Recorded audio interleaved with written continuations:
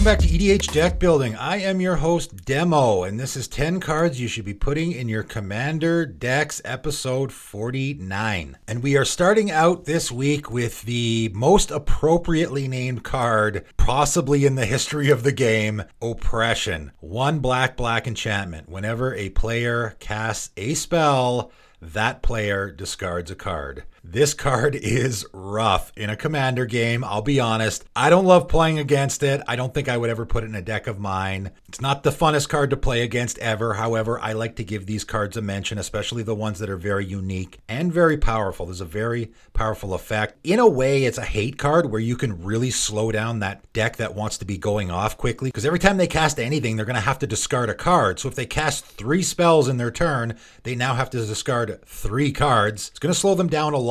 This works on you too, though, right? This is going to work on every spell that you cast if you have it in play. So maybe you want to play it in a deck where you want to be empty-handed or you want to be discarding all the time, right? There are a few decks like that. Coming in at number 2 this week is Omen of Fire. 3 red instant. Return all islands to their owner's hands. Each player sacrifices a plains or a white permanent for each white permanent they control. Ouch. I had mentioned this card, it's almost a year ago now, in my color-specific video where I talked about a bunch of cards that, are color-specific, right? Just like this. It matters what colors your opponents are playing. And there are a lot of really great cards that fit into that category where, obviously, if your opponents aren't playing that colors, they're going to be a dead draw. However, if they are, it's an absolute blowout. And I think the case here, I like this one in particular because it hits white and blue. The chances you're in a game where no one's playing white or blue, man, it's got to be 1 in a million, right? It's got to be incredibly rare. And if you're in a play group where your opponents are going to be playing white and blue all the time, this card just can be absolutely brutal. I had a patron cast this against me in a game. I was actually playing my mono blue deck. There was another guy who was playing his mono white deck, so we just got absolutely brutalized by this. I had to pick up all my islands. I don't know who gets it worse here, the white player or the blue player. I guess it depends on your board state. Where I particularly like this card, because it's an instant, it is a really nice gotcha moment against Cyclonic Rift, right? The Cyclonic Rift player likes to do it on the end step right before their turn. They're probably going to tap out for it. And in response, you can do this and make them pick up all their islands. So it's a nice little gotcha moment there for that. Coming in at number 3, another card I had on that list is Order of the Sacred Torch. 1 white, human knight 2/2. Tap and pay 1 life, counter target black spell. Again, against a black deck, that is just brutal. The pay life is nothing. So this is just tap, counter target black spell. That is amazing. And again, can be an absolute blowout. If your opponent is going to cast that giant Torment of Hailfire or that Rise of the Dark Realms or whatever, you being able to just tap your creature to counter it. Obviously, they're not going to do it, but so this is essentially going to just keep them from casting anything that they really care about. Might even keep them from casting their commander. And again, keep in mind, the black deck is definitely going to be hurting from this, but also the Atraxa player who's playing a 4-color deck, you can now counter their commander, right? Their commander is black. It's white, green, and blue as well, but this can counter an Atraxa and really isn't going to be a dead card. Even if there's no one in the game playing black at all, it's still a 2/2 creature, right? You can still attack with it. You can chump with it. It is a human and a knight, so maybe fits nicely into a knight tribal deck as well. Coming in at number 4 is Orm's Chant. 1 white mana instant, but also has a kicker, 1 white. Target player can't cast spells this turn. If this spell was kicked, creatures can't attack this turn. So for just 2 white mana, you can really just completely shut off an opponent's turn. I mean, other than the fact that they get to untap and draw a card, pretty much they're just skipping their whole turn, right? For just 2 white mana. And, it's a great card in response to something like your opponent plays a Craterhoof Behemoth and you respond with this. Obviously, the Craterhoof is still going to hit the table, right? It's not a counter spell, but they can't attack this turn. So now they just paid 8 mana for a 5/5 creature. Their whole team gets buffed, but who cares? They can't attack, right? So again, another card that is maybe a little fringe, but can be a real lifesaver sometimes and can sometimes be a complete blowout. Coming in at number 5 is Oversold Cemetery. 1 and a black enchantment. At the beginning of your upkeep, if you have 4 or more creature cards in your graveyard, you may return target creature card from your graveyard to your hand. So, I mean, really in just about any black deck, it should not take too long for you to get 4 creature cards in your graveyard. And, you know, just being able to return a creature from your graveyard every upkeep is pretty fantastic. Whenever I make a Ravos deck, I like to throw Oversold Cemetery in there because it's a nice backup for your commander. I mean, assuming you want to be using your Ravos' ability, Oversold Cemetery is doing essentially that. And, you know, Ravos is a lot more expensive and it also can be a real target sometimes. So this is a nice backup for your commander in a Ravos deck, I think. Coming in at number 6 is Onaganeta, 1 mana equipment. Equip 2, but you can only attach it to a creature with power 3 or greater. And equipped creature gets +3/+0 and has trample. So for me, this is a really overshadowed equipment. And I looked it up. It's only in about a little over 2,000 decks on EDH Rec. I rarely ever see it. I just think this really should get a ton more play because the downside here is almost non-existent. I mean, why would you want to attach this to a creature with power 2 or less? You probably wouldn't. If you're going to be attacking with any sort of a Voltron commander, this is just fantastic, giving that nice power boost and then also trample. Trample's a really big one for me when it comes to having a big creature. Even if you just have a big vanilla creature, again, the power 3 or greater thing isn't going to be a downside at all.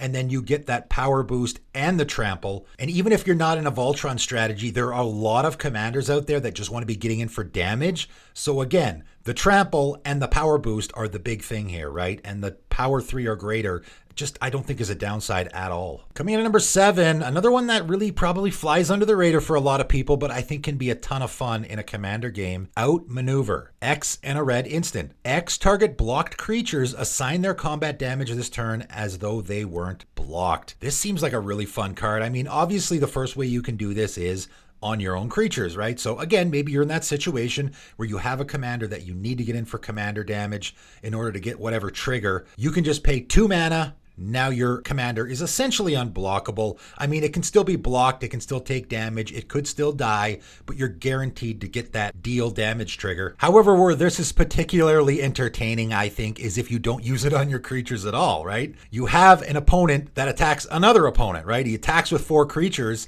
That opponent is going to block, let's say, with 4 creatures. And the timing here is really important because these have to be blocked creatures, right? So we wait until blockers are assigned and then we pay 5 mana and make all 4 of those blocked creatures deal damage. And this is win-win for us, right? This is all upside because the creatures that are blocked are still going to be getting hit for damage, but they're still going to be getting in for damage, right? So the one opponent is still going to be taking damage from the attacking creatures. The other opponent's creatures are still going to be taking the damage, so they're probably going to be dying. So this is all upside for us. It's a really fun card, very similar to Berserk, which I mentioned in one of my original 10 cards videos, which I thought was really fun that way too. Yeah, you can use it on your creature, but it's really fun to use on your opponent's creatures when they attack each other. Coming in at number 8 is Oracle's Vault, 4 mana artifact. Pay 2 and tap. Exile the top card of your library until end of turn. You may play that card and put a brick counter on Oracle's Vault.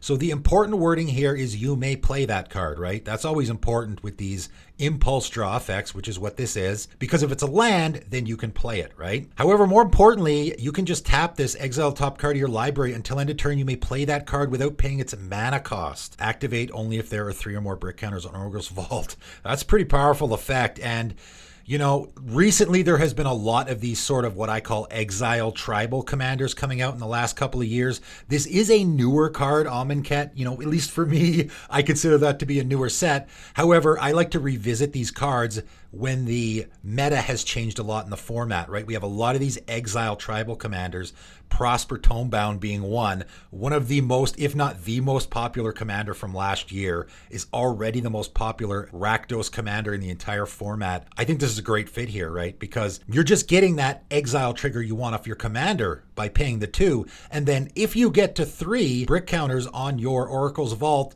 then it just gets really out of hand with your commander, I think. Also a fantastic fit in a Lelia deck where you want to be exiling the top card of your library. Worst case scenario, this is pay 2 mana, put a counter on your commander, right? I just think this is a great card that you can revisit in a lot of those decks. And then also we get into the scenario where maybe I'm in a proliferate deck and I can proliferate those counters and get 3 on a lot faster. Put this in a Peer and Toothy deck even. I can even put this in a deck where I am manipulating the top card of my library so that I'm guaranteeing to get myself a real bomb off the top that I can cast for free when I get those 3 brick counters. I think this is a great card that could see a lot more play. Coming in at number 9 is Pain Magnification. 1 black, red enchantment. Whenever an opponent is dealt 3 or more damage by a single source, that player discards a card. This card seems pretty amazing in almost every Rakdos deck because Rakdos decks just want to be doing that kind of stuff all the time, right? If only Mogus God of Slaughter was doing 3 damage instead of 2, this would be an absolute auto include in that deck. The unfortunate thing here is it has to be from a single source, right? So if you do an extra damage after the Mogus trigger, that's not going to do anything. The 3 damage has to come from a single source, but anything where you're doing a lot of that stuff, I think this is an absolute auto include. Also can just be damage, right? If you plan on getting in for damage all the time, your opponent having to discard, and this is repeatable, right? So if I connect with 4 creatures that are all dealing 3 damage, this is going to trigger for each of them, right? Those are all different sources that are dealing 3 damage. Your opponent will have to discard 4 cards. And coming in at number 10 this week is just another one of those really fun, interesting cards. And we got Kamagawa coming out now, and this is back from Kamagawa. It's good to revisit those sets, to look at some of these really fun, interesting cards. You know, the original Kamagawa set got a lot of hate. For those who weren't around, it did sort of get crapped on a little bit because it was powered down, right? And for those who don't know, Mirrodin came out right before, and Mirrodin block was notoriously busted. And usually what happens is when you get a really busted set, the next set is very powered down. Same thing happened with Urza's Saga, where the next set was very powered down because they're trying to compensate, obviously. So Kamagawa got a lot of hate for that, even though there's a lot of fantastic cards from that set and a lot of really fun, interesting cards, I think, as well. And this is one of them, Pain's Reward, 2 and a black sorcery. Each player may bid life. You start the bidding with a bid of any number, right? So you can start the bid at 20 if you want. If you really need to draw cards, you can start with any number you want.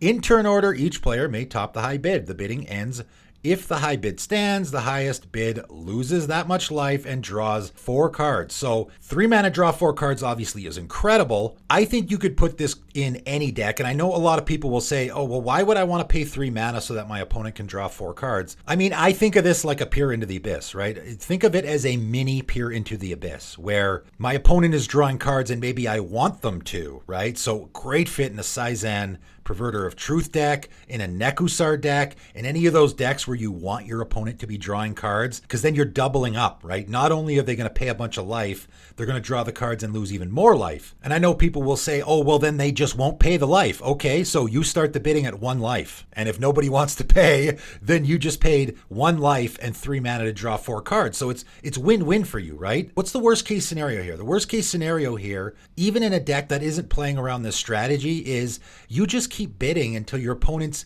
get to a life where it's worth it. If they're going to pay 12 life, draw 4 cards, I don't know. I think that's pretty good, right? I think the payoff there is worth it. Also really great in any decks, like a Rakdos deck where you want your opponents to be losing life so that you can get those triggers as well, right? There's lots of those decks in Rakdos colors that have sort of the lose life scenario where you want your opponents to be losing life. Just a really fun, interesting card. I really love the art as well. The art's fantastic. That's another thing that Kamagawa, was, I think, probably the first set that really had fantastic art. That was the first set that for me, I was really wowed by how great the art was. So a little bit of nostalgia there for me as well. But that is it for today. That is 10 more cards you should be putting in your Commander decks. And if you are thinking of purchasing any of these cards, I have a TCG player link. It is in the description below. But that is it for today. And thanks for tuning in.